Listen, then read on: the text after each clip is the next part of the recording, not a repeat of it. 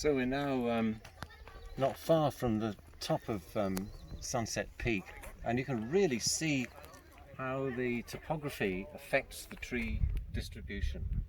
And there's at least a seasonal stream running down this valley here, and in fact there's a small reservoir built down there to catch water for these little huts in this area. And you can see that the trees are gravitated, well, they haven't gravitated. I mean, gravity in terms of the water movement has created a situation that's and the topography has made it more sheltered, so that you can see that the woodland is growing mainly along the stream, along the side of the stream. Of course, that area is also most immune to fire damage. And another thing I want to point out is these two little hills over here. What's interesting about those, especially that one there, is that you can see that one side, the right-hand side of the hill, is relatively bare, with just grasses and a few dotted shrubs and young trees on there. But the left side is really, the woodland is really beginning to develop there on that side. So the trees can grow at this elevation.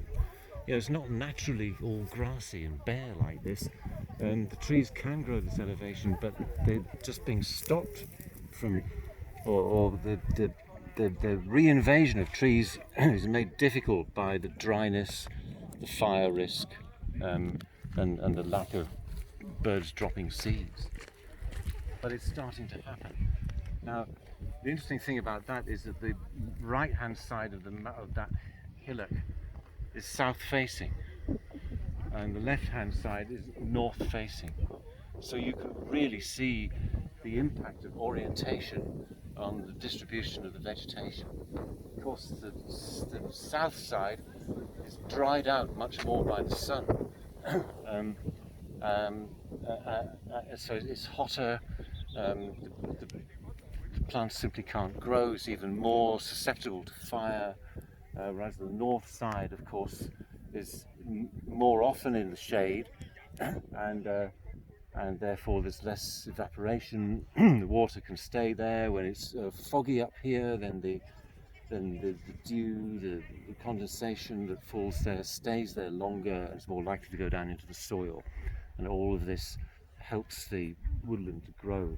But it's quite an interesting example of the quite dramatic effect of the orientation of a slope on the vegetation cover.